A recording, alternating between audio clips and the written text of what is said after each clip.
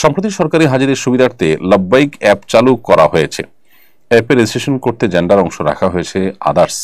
এটা নিয়ে অনেকে সমালোচনা করেছেন। বিষয়টা কতটা গুরুতর মনে করেছেন? গুরুতর তো বটেই।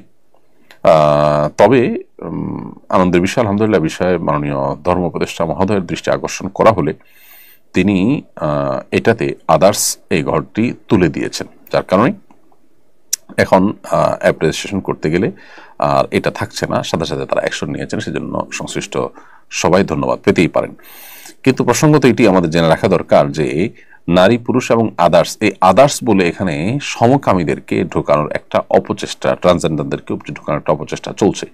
এটা বাংলাদেশের একেবারে প্রথম সারির এনজিও, তারা সরকারের বিশেষ করে বিসিএস ক্যাডার অফিসারদেরকে ট্রেনিং করানোর কাজ দীর্ঘদিন থেকে আঞ্জাম দিয়েছে।